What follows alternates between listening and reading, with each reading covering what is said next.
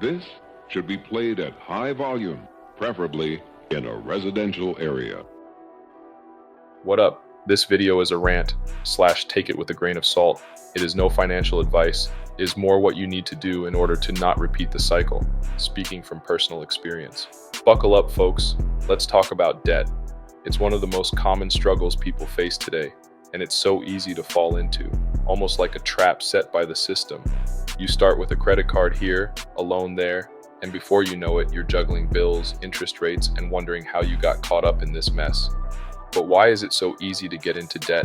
And more importantly, how can you avoid it? First off, let's acknowledge that the system is designed to keep you in debt. Think about it.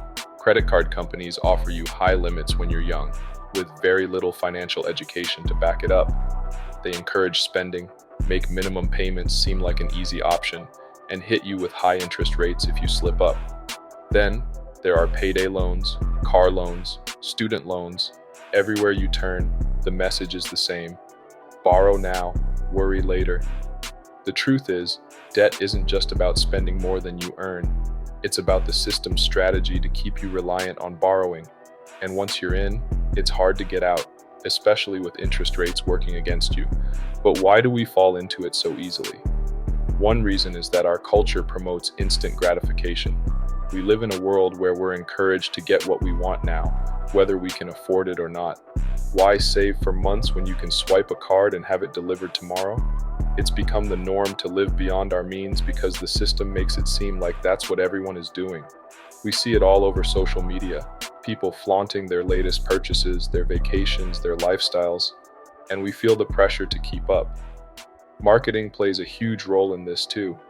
Companies spend billions convincing you that you need that new gadget, that designer outfit, or that luxury car.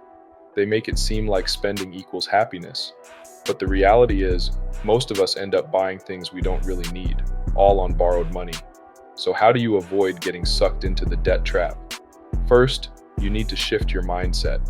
Stop thinking of debt as something normal or acceptable.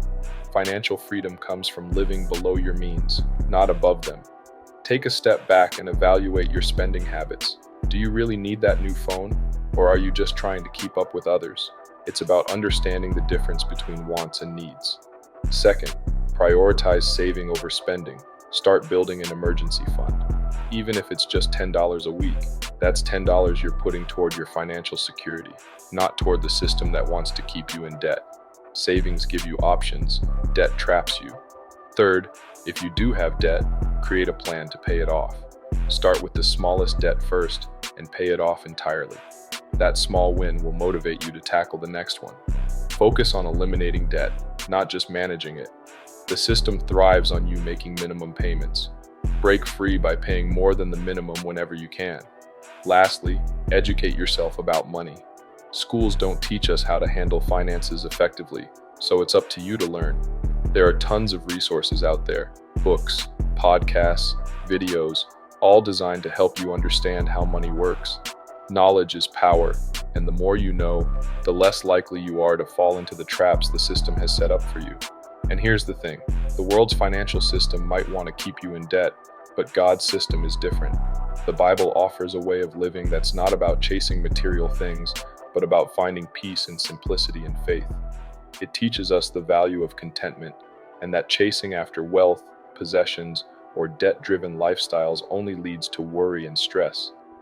In Proverbs 22:7, the Bible says, "The rich rule over the poor, and the borrower is slave to the lender." This is the harsh truth of debt. It can feel like slavery, keeping you chained to a system that profits off your struggle. But the good news is, you don't have to stay there. You can break free by changing how you view money, learning to live within your means, and trusting that your value doesn't come from what you own, but from who you are. So, F the system and its traps. Financial freedom is possible, but it requires discipline, education, and a commitment to living differently than the world tells you to.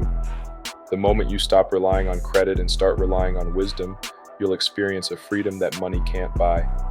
Remember, freedom starts with you. It's time to take control of your financial future.